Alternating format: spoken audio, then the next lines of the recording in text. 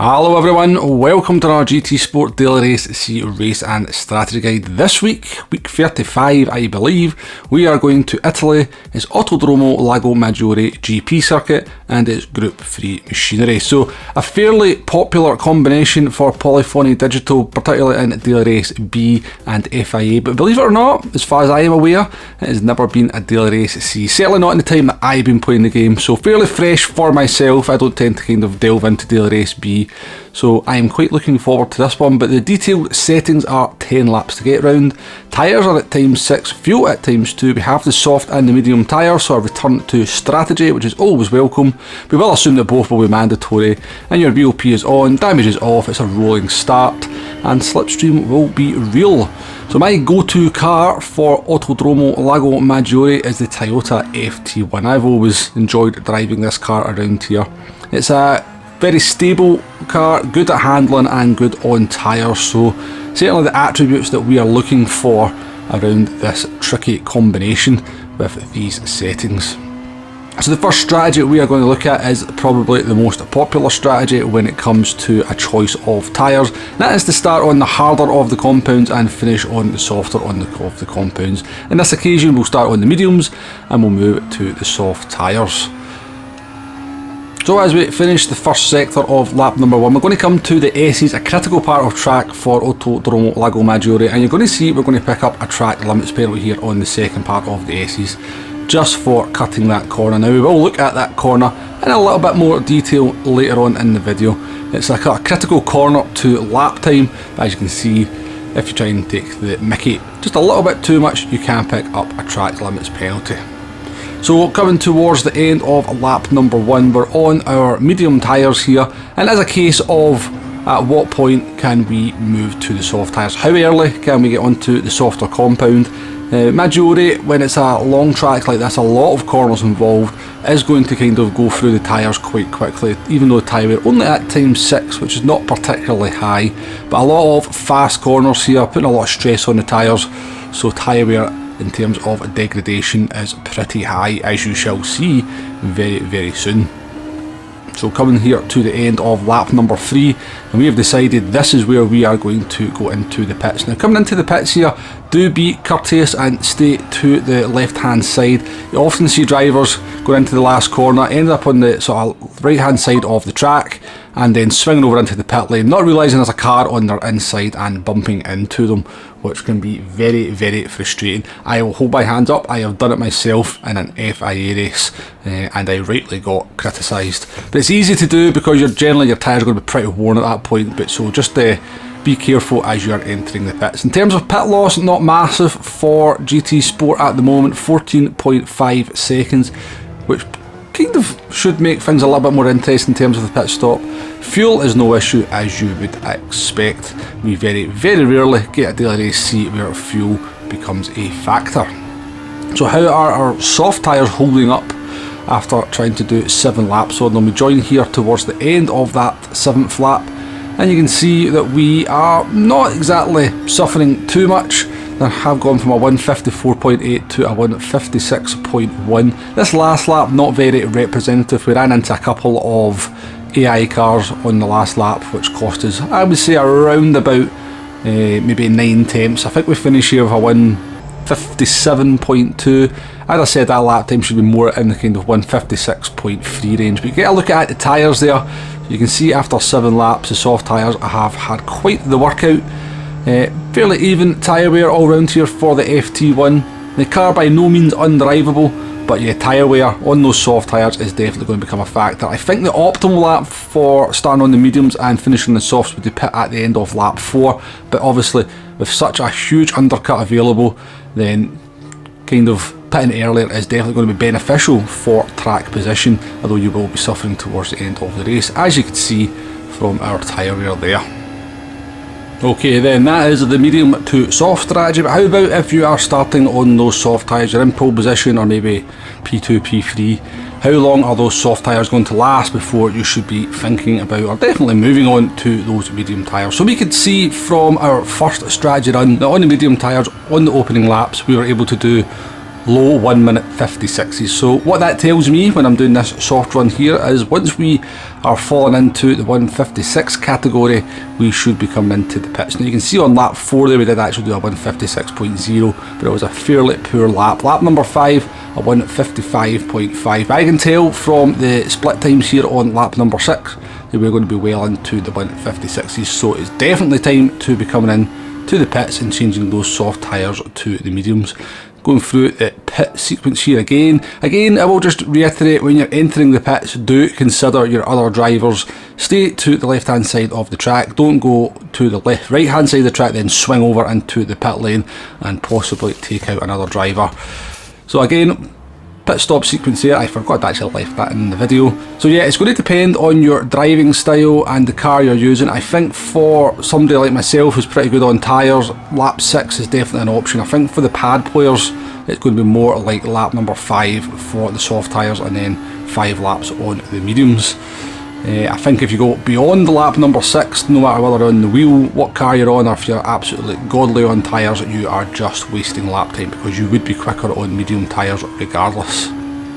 So did we get the call right? Our first flying lap here on the medium tyres is a 155.7. So compared to what we will look like we're going to be doing on our soft tyres, a kind of low 156, we definitely picked the right time to come in.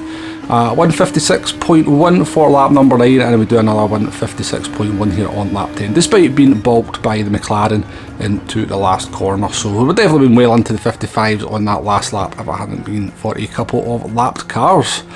So a 19 minutes 34 is the finishing time there, so nice length of daily race C this time, always nice to see.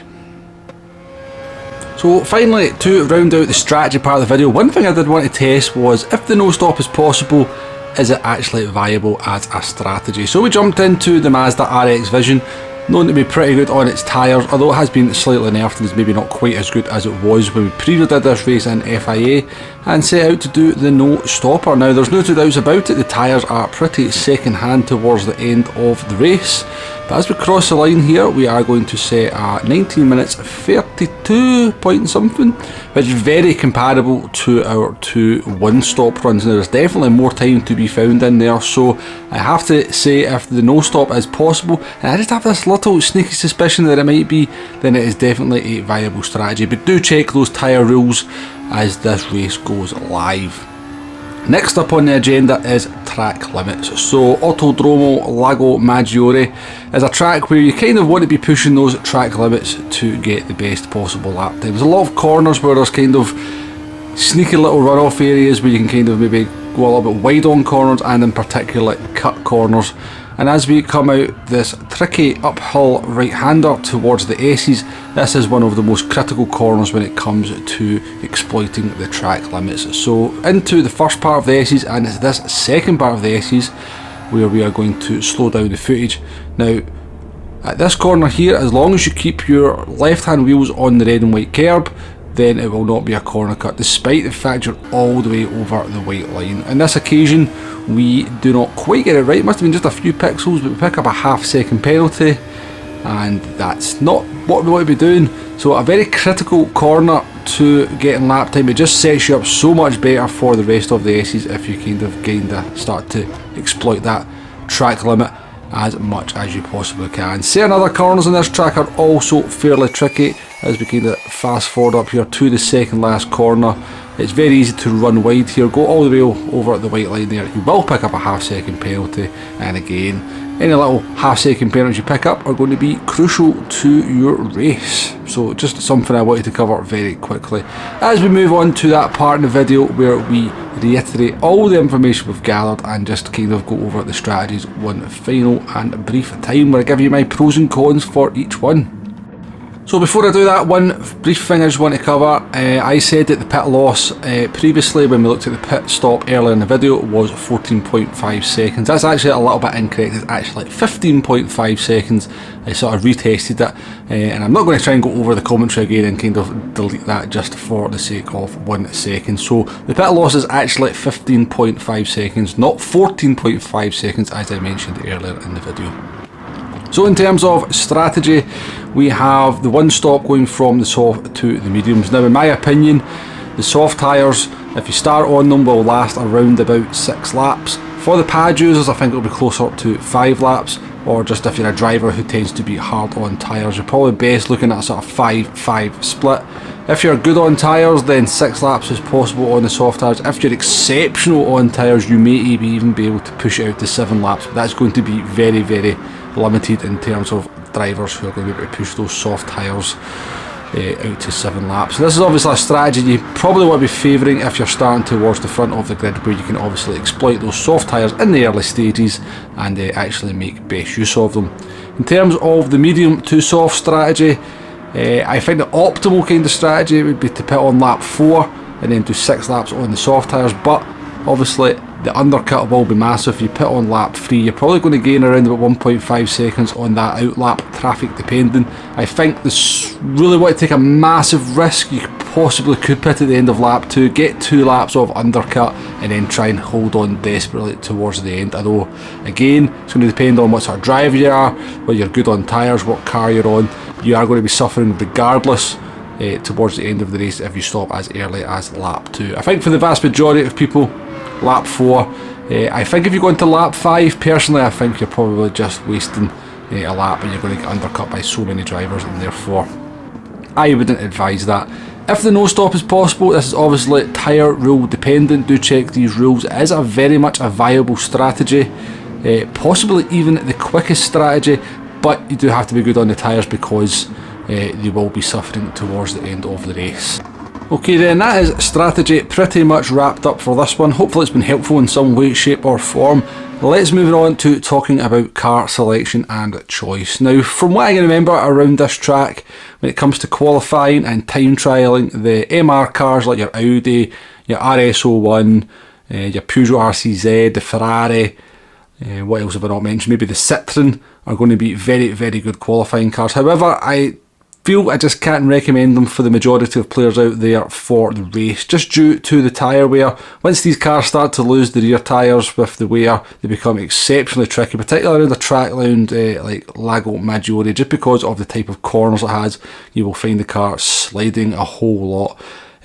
So for me, the cars I would recommend for the race would be something like the Toyota Supra, the Beetle, the Toyota FT1 that we used, and maybe the Mazda RX Vision. Although I must say, when we used that on the no-stop strategy, it wasn't that great on the rear end. So yeah, car selection is going to be crucial. MR cars for me will be possible to use for some players out there, but a lot of players will struggle with them because of the tyre wear.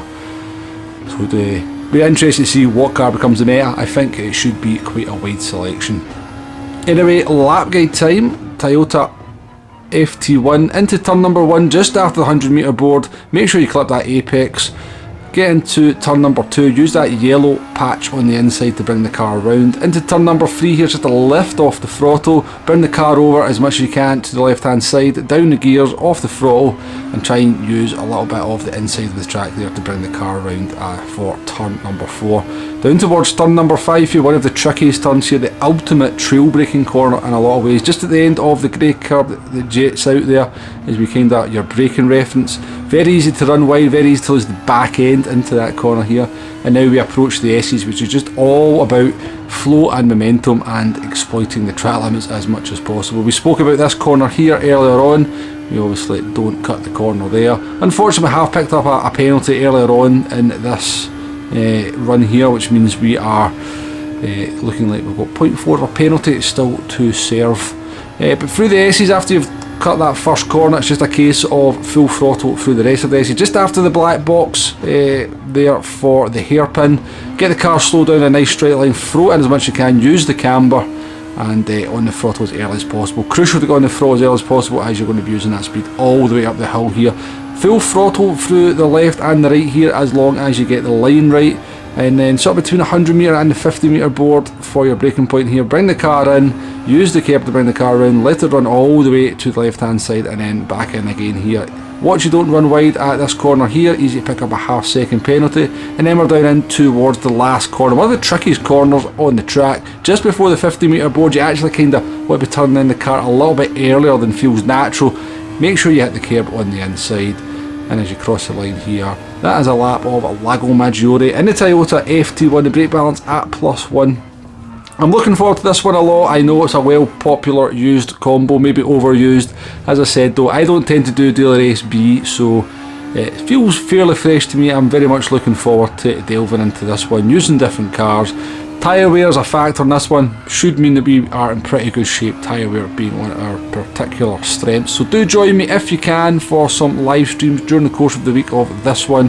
Hope to see you there. Hopefully the guide has been useful in some way, shape or form. If it has been, do hit that like button, do hit that subscribe button, and until the next video, thank you very much for watching, and I shall see you on the next one. Goodbye now.